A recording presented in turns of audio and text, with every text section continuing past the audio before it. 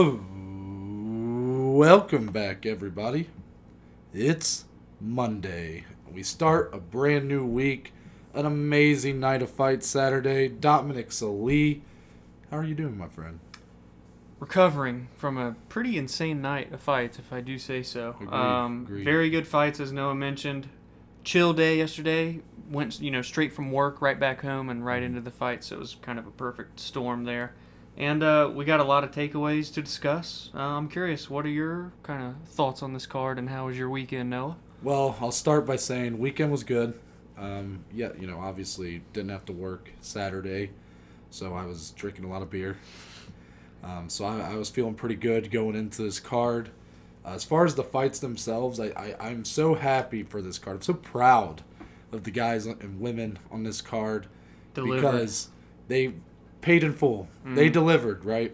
And a lot of people were saying a lot of things, not a lot of good things about this card going in. And truthfully, it was one of the few times where I went, I'm not going to take it, but I get it. So therefore, in a way, it was like, I understood. I was like, yeah, it's not the most stacked card in the world. But kind of a thing that I like to hit a lot is I say that fights aren't made on paper, they're made in the octagon. Yep.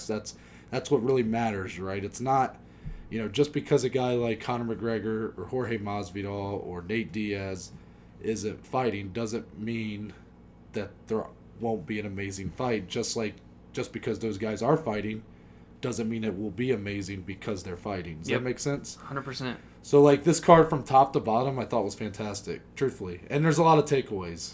And I think we're just going to go ahead and get into it because... No news.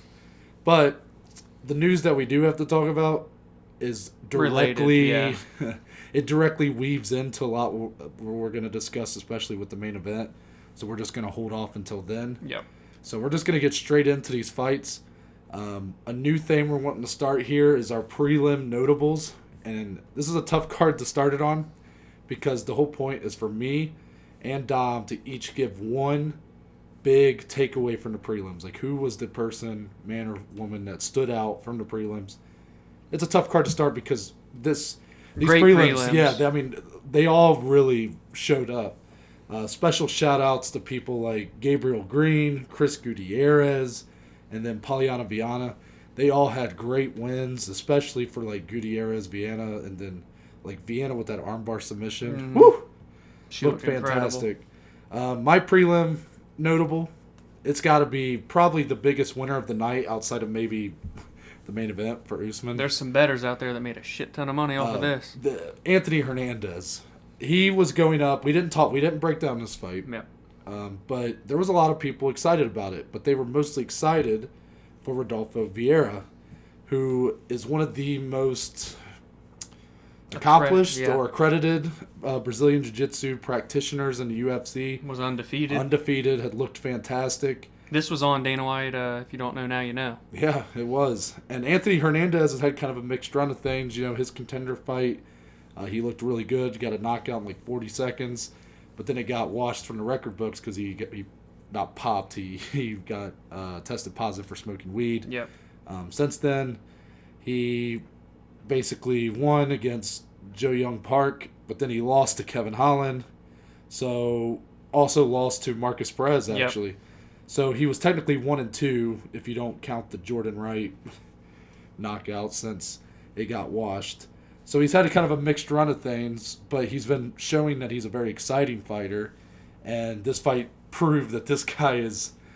He might not have the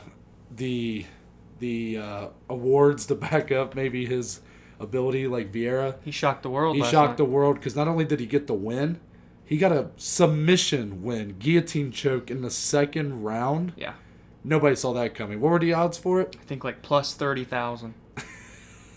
That's some crazy. It's literally ridiculous. Yeah, if you bet $100, you win 3,300 or well, then 30. It'd be a plus 3,000 maybe. Maybe it was plus 3,000 then. They showed it on the screen. Because 30,000 means if you bet $100, you're winning 30,000. Yeah, and I was like, that seems a little high. Yeah, as you can tell, gambling on sports is not legal in our state yet. Yeah, and So Anthony Hernandez gained a big win here, and He looked incredible. Vieira just gassed so quickly. Yeah, I've never seen a guy gas within the first 5 minutes quite like that last night. That was pretty rough. And it's a tough loss for him, but I want to focus on Hernandez, just what this means for him. He's 2-2 now, technically.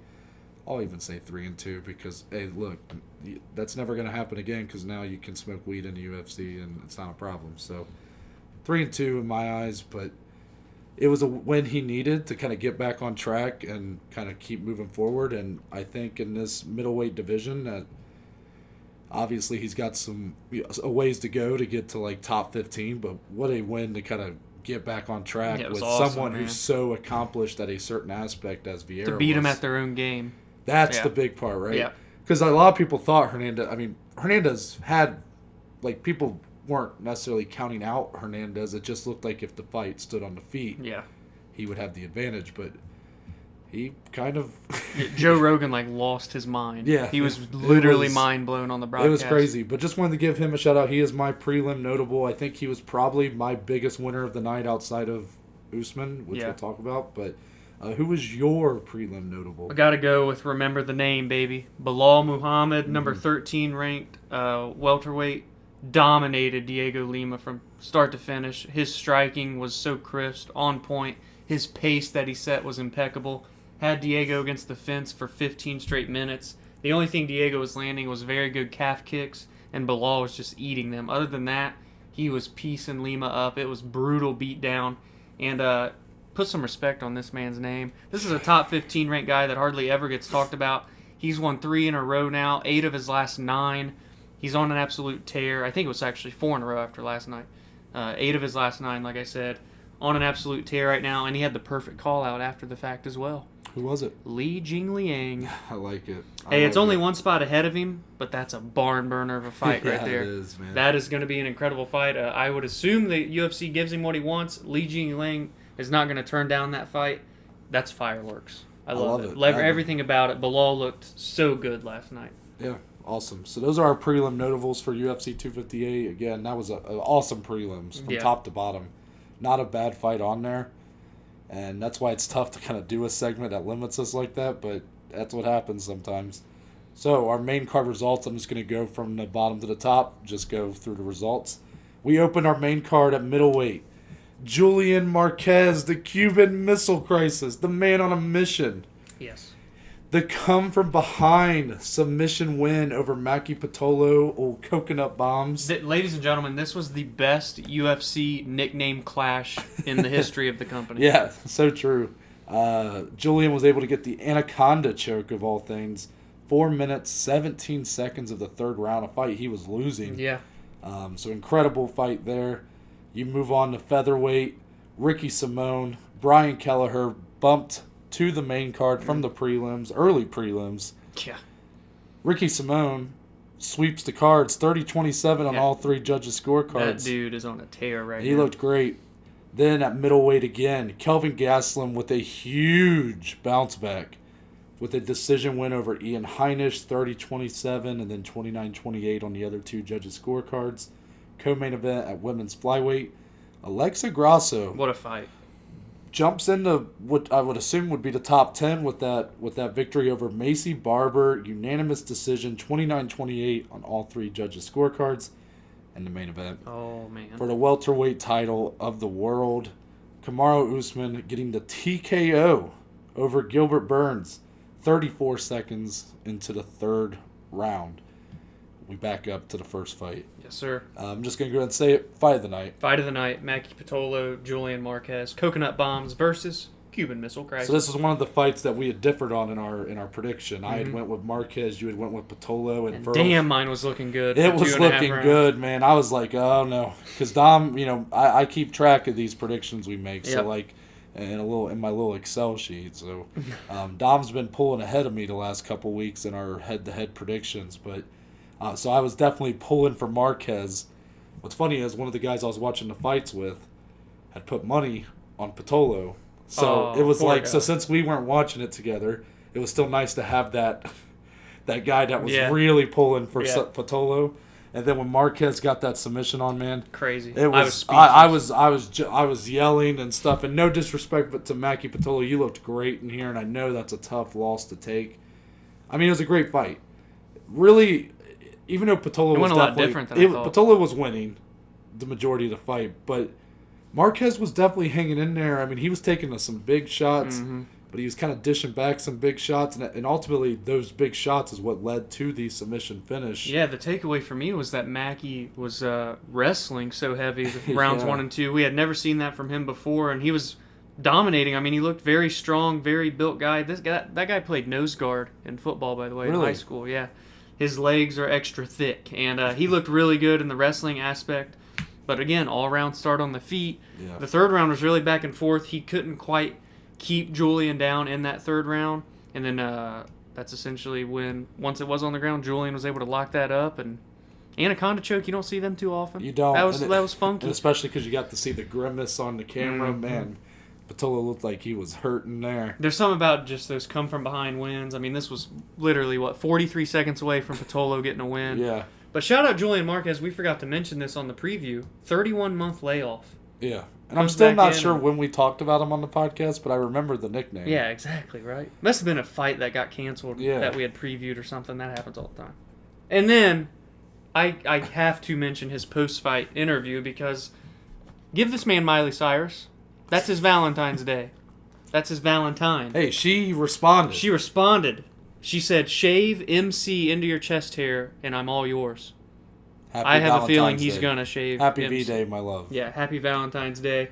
She followed him on Twitter and everything. So how about that? UFC just partnering with Miley Cyrus. Who would have thought? I wouldn't say they're partnering with her. I would just say my man Marquez shot his shot. He made it. Apparently he made it. Yeah. So, awesome fight. I mean, it was incredible and totally fight of the night. And we kind of thought that could be the case. Yeah. And, I mean, it was up against stiff competition, as we're going to get into. Some of these fights were awesome, but, yeah, what a win for him.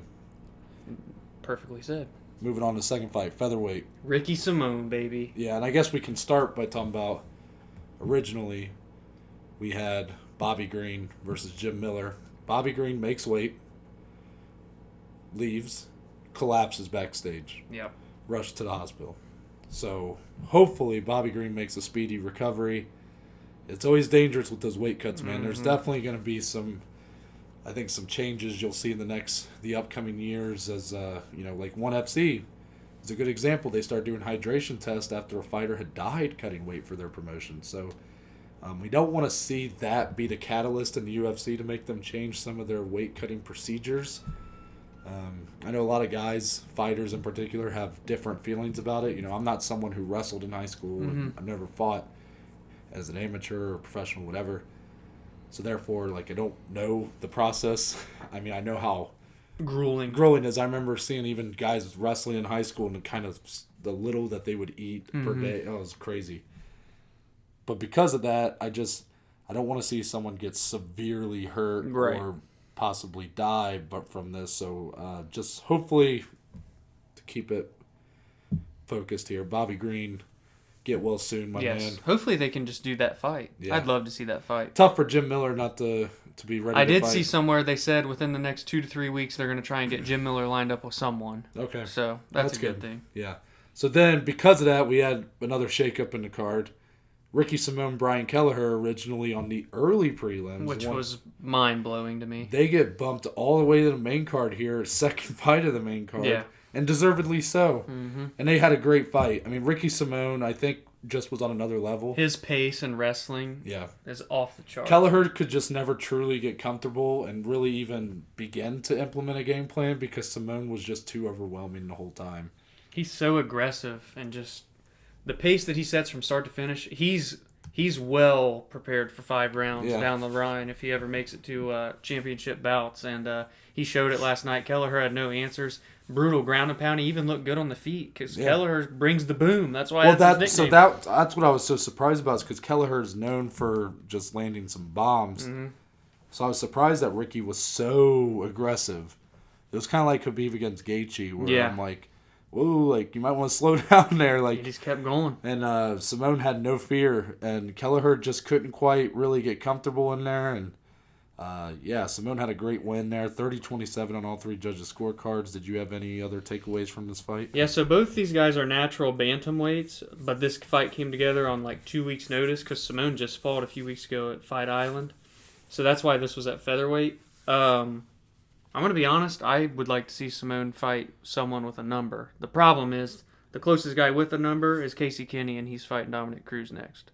Ricky Simone really is an elite level wrestler, and I can't wait to see him get tested, especially with a guy with at least close grappling, just to see if it can be equaled out and how he can handle on the feet if he doesn't have it his way.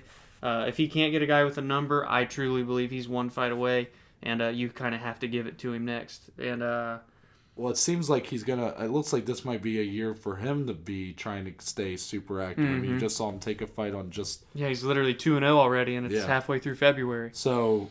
You saw with Kevin Holland, Hamzat Chimaev, Bobby Green, a lot of these guys that stayed really active in 2020. This might be a year for our boy Ricky Simone. Ricky Simone.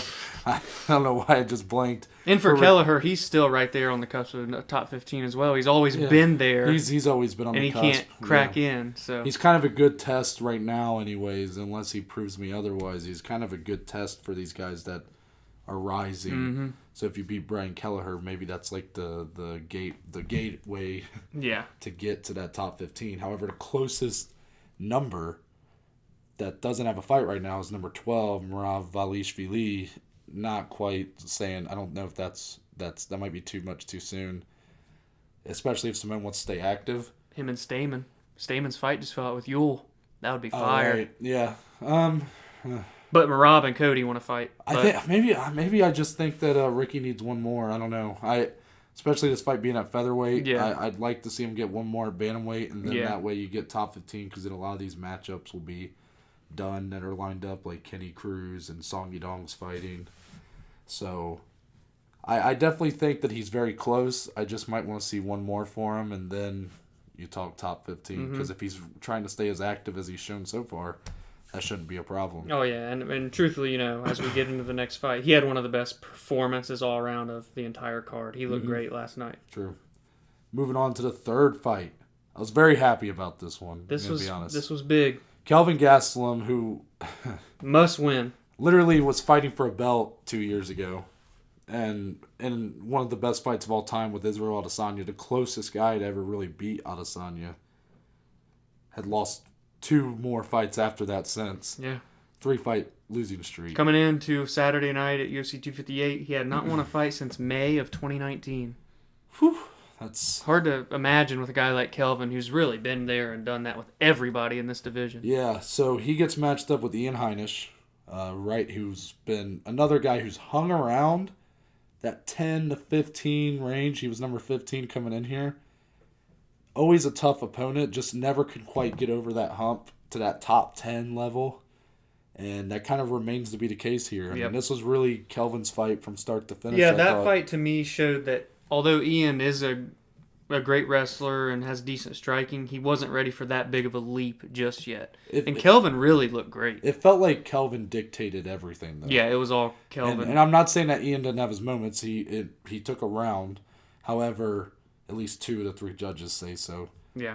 However, it just felt like Ian was always responding to what Kelvin was doing. It was like playing defense the whole time. And when you do that against a guy like Kelvin, who's very solid everywhere, it's just not a good recipe to just be constantly waiting for him to initiate. And we saw more wrestling and grappling out of Kelvin last night than we've seen in all of his career in the UFC, which was very interesting. I've had this mindset for a while that Kelvin's grappling's very underrated, I think. Yeah, that's very true. I think the Darren Till fight wasn't a great example of that because he was going for some lazy shoots in that fight, but a very accomplished wrestler though in the past. Yeah, and I mean his fight with Adesanya, one of the reasons why he was so successful in that fight was because he was threatening with the takedown and then able to land some good shots. And he did that really well in this fight, except he was actually going for the takedowns a lot more. So if he can continue to kind of mix things up like that, I really like his longevity in this division as he looks to keep bouncing back here. Because that was my biggest concern. He has kind of in his last few fights been very one note, very predictable. Even he was even mixing up his striking a little bit, like not being just all about the left hand or the right kick. Just switching things up. And Ian Heinisch it looked like he wasn't, just no answers. And sometimes that's the way it goes. I think Kelvin's personal best in the UFC coming into this was 3 takedowns, and that was like one of his very first UFC fights. Last night he had like 5 or 6. Really? With a lot of control time and just, like you said, dictated the entire fight from start to finish. He needed a performance like that where he could just come in and pitch essentially a shutout, quote unquote. And that's what he did. He needed that win very much, and I'm excited to see what's next for Kelvin, man. So, as far as who is his next opponent, there's some good options. And Ian Heinisch was 15. I'm not quite sure I give Kelvin someone ahead of him right now. Ahead of where Kelvin is, I should say, who's still 9th.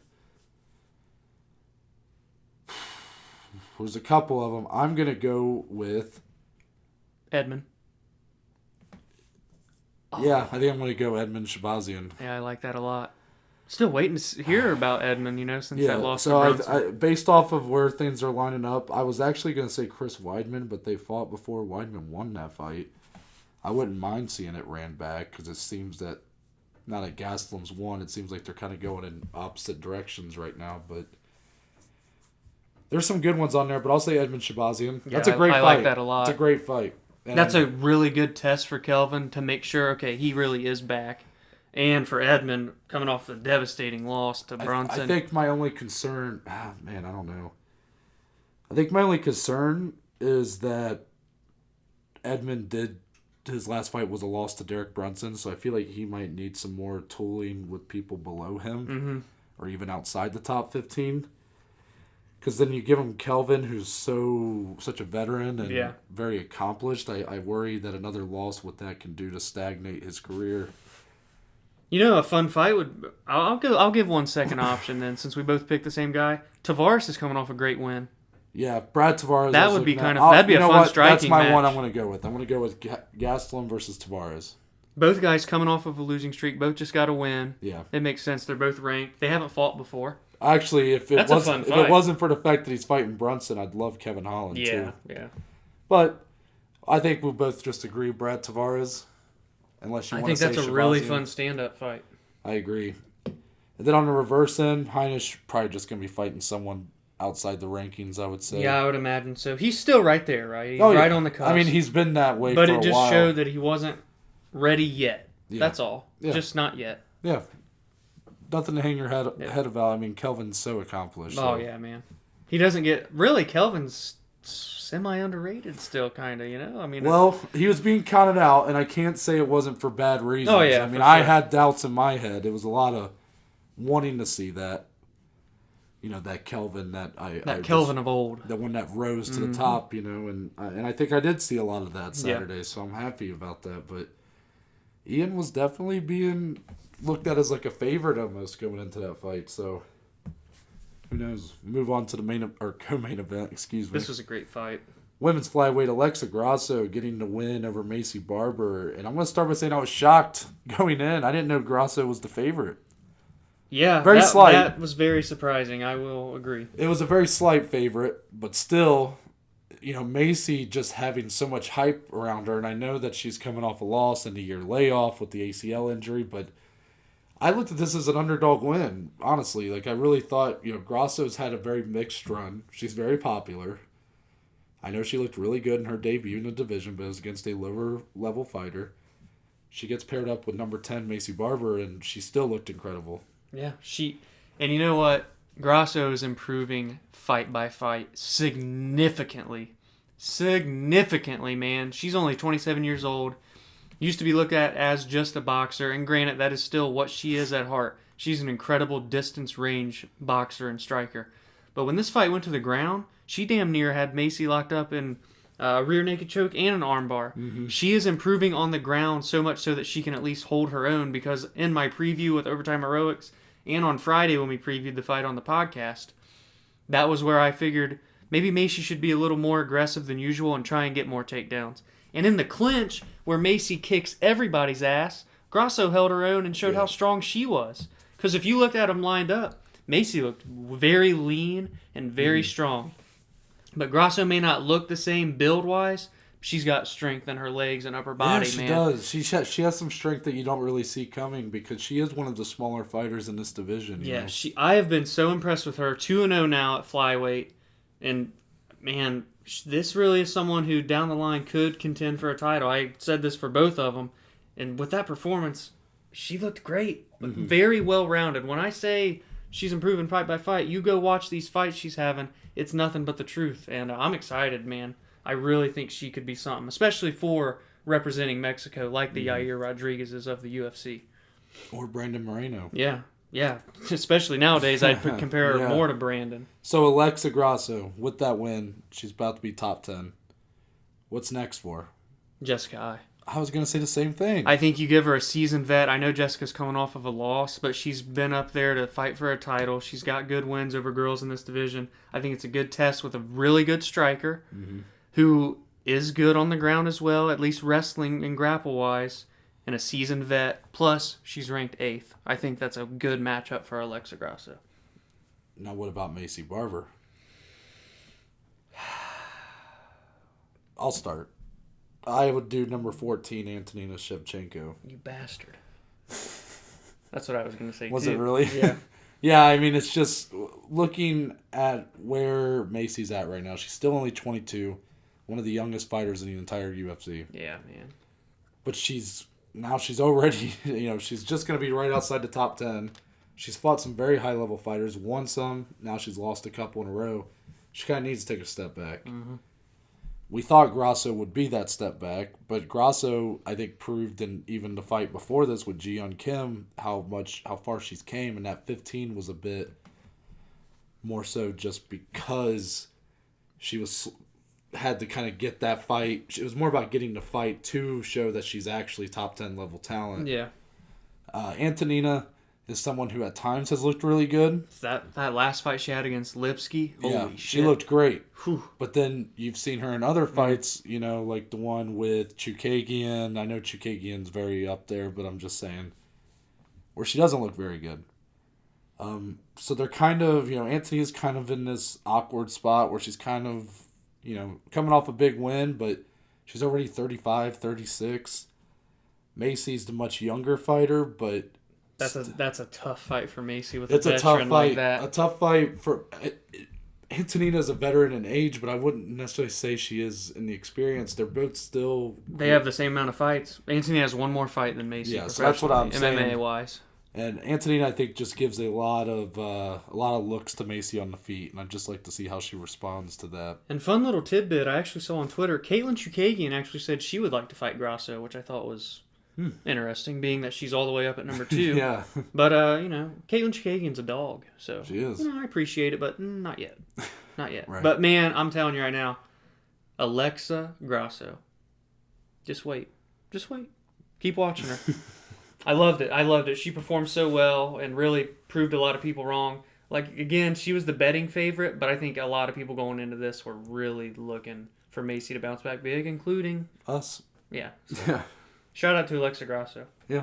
Moving on to the main event of the evening. Holy. I think there's a lot to talk about here. Kamaru Usman getting a TK over Gilbert Burns. People. Put some respect on his name. If you have been disrespectful enough to slander Kamaru's name due to maybe his fight style, his fights with Masvidal in particular, or Tyron Woodley, or before that with like Damian Maia, RDA, whoever, you can't call this man a boring fighter anymore. Hey, people, 3 title defenses now, 2 of them via TKO. Yeah, and everybody thought this guy was the wrestler, right? Marty from Nebraska, as like Ben Askren kind of coined. Yeah. He's showing he can do it on the feet. He'll jab your fucking nose through your head. It's so reminiscent of GSP. Remember GSP when he fought Josh Koscheck for the second time, and he just over and over again just jabbed his face. Literally, Koscheck had no answer. Just jabbed him. Koscheck's face looked like it had been beaten to a pulp by jabs. The simplest punch you can throw. Yeah, I was trying to think of in recent memory when a jab had been so prominent in a fight, especially a title fight, and I couldn't think of it. So the fact that you even mentioned that GSP might be the only one that's coming to mind right now says a lot. saying a lot about Kamaru Kamaru. just beat GSP's record for most consecutive wins in the welterweight division. He now has 13 in a row. But it didn't come easy. No, it did not. Round 1 especially, Gilbert Burns dropped Usman. Rock'em sock'em robots. Right around a minute into the fight. He was hurt. When that happened, he was hurt. When that happened, I went, oh no. Because I knew that there was a chance. But I was like, if Kamaru gets finished that early, then it's going to be another example of me looking stupid. And I couldn't have that. It's all part of being part of the public eye now. No, I'm just kidding. But Gilbert dropping him that early just showed the power in his immediately. Hands. It wasn't even as much the power as the speed. Like Usman, so fast. And Usman, to his credit, completely adjusted once he was able to get his wits about him. Yeah, I loved the corner work going in between rounds 1 and 2. Trevor Whitman, ladies and gentlemen, he's one of the best coaches in the game right now. And if we're talking striking, he might be the best coach in the game. He told Kamaru, patient, regain, essentially, start with the jab. Yeah. Oh, did he ever in round number 2. Like I said, I jab like that last night is something I have not seen hardly ever in the UFC being so prominent. He dropped Burns twice with a jab. Yeah. In the 3rd round, that's how he finished the fight, was by dropping him with a jab. Unbelievable stuff. The adjustments were spot on. All credit to Kamaru's power. We know he's capable of that power. He was the bigger guy coming in here. Mm-hmm. Gilbert's speed was still on display early in round 1. That's where I'm just going to start at.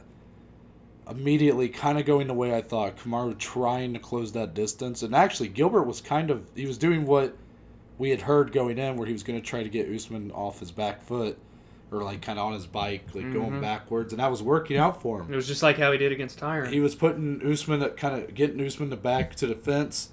And then he was able to drop him. And I was like, oh man. In the rest of round 1, I mean, Kamaru was able to kind of bounce back. But I mean, it was Gilbert's round. Mm-hmm. Like you said, mid-fight adjustments. Whitman. Beautiful. Kamaru comes out in round 2. Great round out of him. And round 3, I mean, honestly, I thought coming into round 3, it was anybody's fight. Both guys have been dropped, right? Yeah. Both of those weren't in the 3rd round, correct? No. Kamaru dropped Gilbert in the 2nd. So both guys have been dropped. I was like, okay, it was we have 1-1. like an even fight, And then right away, just unload, it's just a jab, but then unloads with some ground and pound, and Gilbert couldn't even muster up a defense really, and it was all over. It ended so abruptly in a way, but it was a very good stoppage and everything. Usman is a freaking savage. And credit to Burns. It was a great showing. I know it's disappointing. Seeing them embrace after the fight and just really the respect that was showed there again. Former training partners, hours and hours and hours of time spent sparring with one another. They knew each other like the palm of their hand, the back of their hand, whatever the saying is. Yeah. And so to see that afterward was really great, and it really showed you what MMA is all about, I should say. Mm-hmm.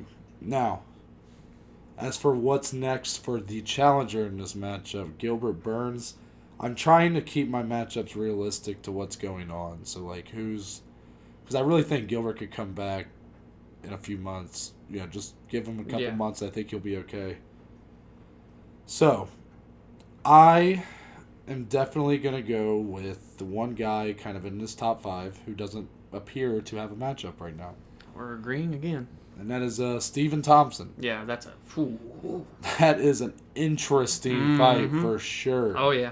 Very excited about the potential for that one. And I think we'll do Kamaru, and then we'll talk more about this division. Yeah, so Kamaru's just a coin flip.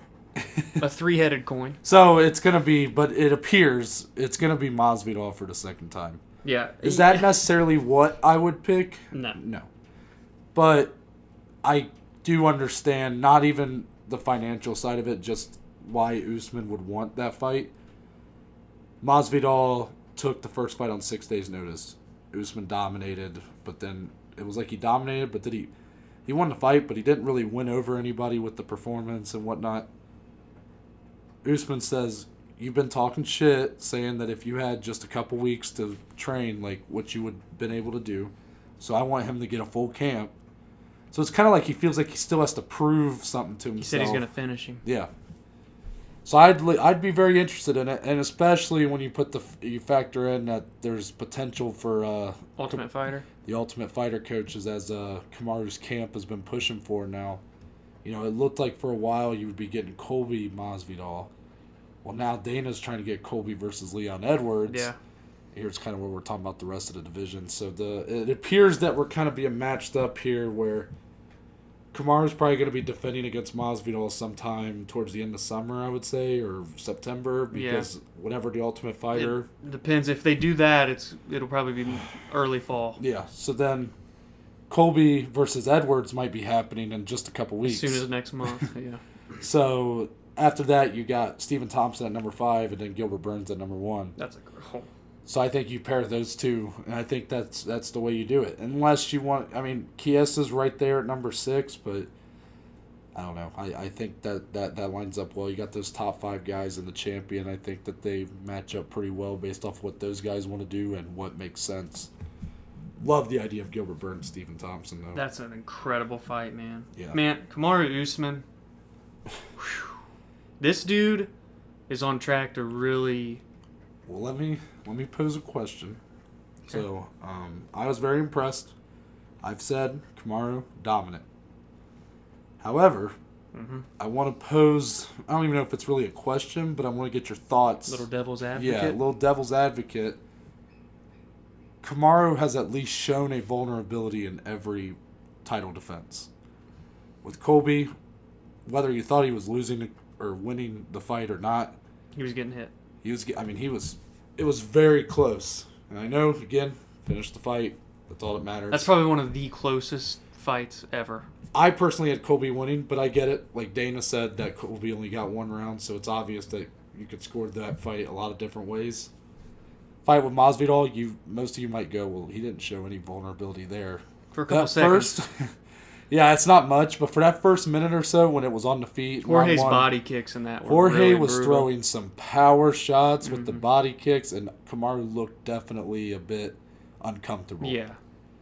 So it just kind of makes me wonder. I wonder what would happen if, Yeah, that one is the only one that was like, 6 days notice for both guys. That could be the one outlier, but we're just saying. Yeah, so it's definitely nitpicky in a way, but I'm just saying it made me wonder if Masvidal does have a full camp, could that be something we see more of? Mm-hmm.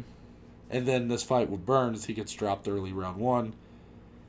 He was being hit a lot in the first round, definitely lost the first round before the mid-fight adjustments and coming back in a big way. So I guess, like some of our friends, a lot of people were saying, I don't see anybody beating Usman. But truthfully, I don't necessarily see Usman yet on the level of someone like even Adesanya. I know Adesanya had that war with Kelvin, but look at what he's done since then. The way he beat Robert Whittaker. Yeah, I'm at the point where I feel very confident picking Usman in any fight he has, but in the back of my head always thinking, okay, he could get caught. Yep. I'll put it that way. Yeah. Or, he could get bested on the feet, so he's going to have to wrestle to win.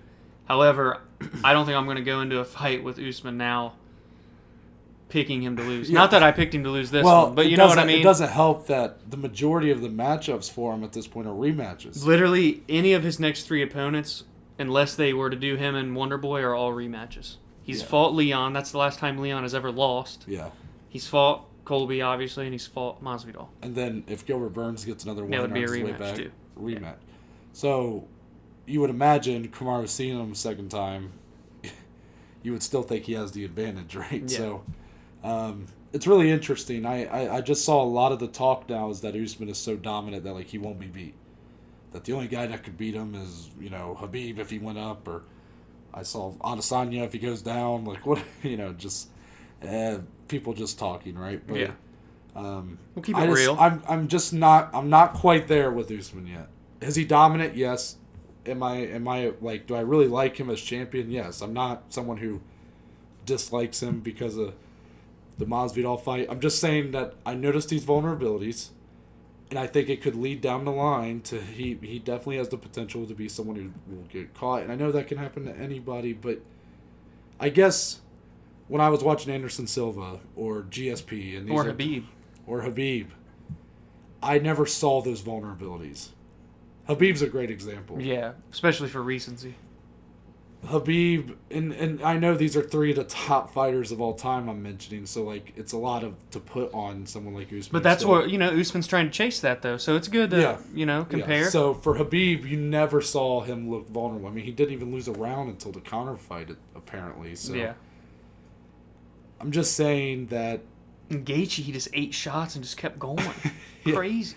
So it's it just puts me in this weird little thing where it's like, kind of like how you put it was very well put, that I feel comfortable enough to pick Usman in every fight, but it's always gonna, like, this fight, it was in the back of my head, but then just because he won didn't answer a lot of my. If anything, it just tells me that in order to beat Usman, I feel you got to get him out of there early. Because his mid-fight adjustments are incredible. Yeah, especially if he continues with Whitman. I've never seen someone get so badly hurt in the first round, and then here after that, you just never even knew it happened. I mean, you look at the Colby fight. You look at even the Masvidal fight. And then this one. The way he starts a fight is never the way he finishes the fight. Yeah, he'll recognize the issue, adjust, and then it's all Kamaru. And not everybody has that ability or has the people around them in their corner to give them those adjustments, but he does. And not only, I mean, the fact that this was his first fight with Whitman, I think a lot of it has to be credited to Kamaru himself. I think he's just got a high IQ He's fighter. a dog, man. And you pair that mental strength. You pair that high IQ with the talent he has, and I think it's a very dangerous recipe. He's a freak athlete. Yeah. Man. I mean, he definitely has the capabilities to make a very long, sustained run. Yeah. I mean, he's already made a pretty long run. Literally already 3 title defenses. And I don't see it slowing down anytime soon. I'm just saying, don't say I didn't tell you so if someone catches him in the next year. I'll even put it that way. In his next couple title defenses, someone might just catch him, and it might be done. I'm just saying. And, I want to say, I said this in the group text before the pay-per-view last week, but this is a guy that at one point had a lot of hatred, especially from Dana White, after the 30% comments and just the boring label with him. Give context just for anybody who doesn't remember that. Which fight was it where he specifically said that, though? It was the one before... He was fighting that Viking-looking guy. Yeah, ew.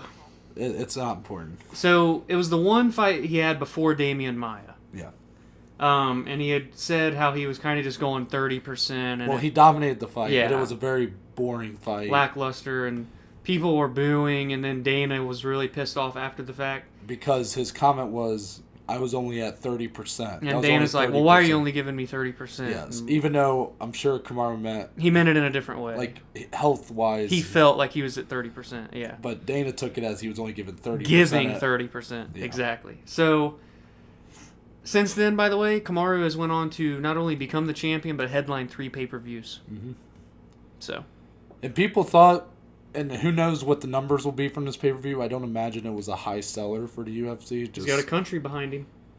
That's right, what's good, him and Izzy. But I'm just saying that moving forward, I don't think you're going to see him be the co-main for pretty much any pay-per-view moving forward. Yeah, I think he will main event nearly every pay-per-view he'll be a part of, unless there's like a heavyweight or light heavyweight ahead of him. Yeah. And even then, he still could, depending on the matchup. Well, even what I would say is, like, if that, I couldn't imagine that happening, because I feel like he's proven himself to be worthwhile to give his own pay-per-view build a card around me. Yeah. Yeah.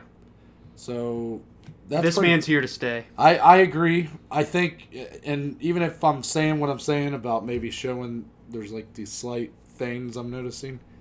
We could do that about everybody. You really could. Except for Habib. It feels nitpicky, but like, again, we're realists. With Habib, I literally never, I was like, I just never saw that man losing, because it just, in an Anderson Silva GSP, it was like I never felt like they could lose. Yeah. I see where you're coming from. Wow, and I'm starting to hear people talk about Usman like that after Saturday night, so I'm just trying to, like, ground everybody. So that way, if Usman gets finished by Masvidal, or if he wins that and loses to Covington or whoever, that people aren't just, like, so shocked. And I'm like, just, the guy's amazing. He's the best in the world at welterweight. One of the best pound for pound, yeah. but I don't think he's such a high level above his competition yet. Like I don't think, and that also just goes to credit his division. I think right his now. division still His has division a lot is of stacked. contenders, even with these rematches. It's kind of what I'm getting at. Is that Yeah. I don't think he's. It doesn't feel like he's so high above his competition. Like I feel like his competition's still right there, just grabbing for it, but he's just able to kind of stay above him for now. That's all I'm saying. But that is our result and recap for UFC 258, an amazing night of fights. A lot of takeaways, top to bottom. This card really did deliver, Yeah, and I'm very happy it did because there was a lot of slander about it. and we weren't letting it happen. Yeah, I said, well, We tell you so. I said I'm not gonna take it, but I get it, But that's why you don't do that, because look at how they delivered. And the next pay-per-view, I am not physically or mentally ready to do. So good thing we have actually it's less than a month, so yeah, I'm not ready. Anyway. So, as for the rest of the week, no Wednesday episode, but Friday we got our preview for hashtag UFC Vegas 19, headlined by the rebooking of our heavyweight bout, Curtis Blades versus Derek Lewis. Oh yeah, baby. 6-fight main card. We love those. So we'll be breaking down those fights on Friday. And yeah, until then, Dominic, tell the good people where they can find you on social media. On Twitter, on Instagram, at DSLE14. Find the podcast on Twitter, on Instagram, at BAJ_MMA podcast. And as for me, if you go to my bio on Twitter or Instagram at ntbaker_, you'll be taken to our link tree, which gives you the links to all the platforms that the podcast is on, along with our social media platforms. That includes the Twitter, the Instagram, the YouTube channel, along with Spotify, Google, and Apple Podcasts. It's all on there, baby. And there's a couple links for our Anchor page. First, leaving a voice message, something we really want to hit hard in 2021. If you have a thought or an opinion about an upcoming fight, a fight that already happened, if you just want to come and say hi or tell us we're a piece of shit or talk about a news story, whatever you want to do, you got 60 seconds. Let do us it know. there. Yeah. And there's a link if you want to become a supporter of the podcast. That just provides us with a few dollars a month, and all that money goes back into improving the quality of the podcast, whether it be audio equipment or down the line doing a video podcast. So again, you can find all of that if you go to my bio on Twitter or Instagram at ntbaker_. But with that, we're out, and we'll see y'all on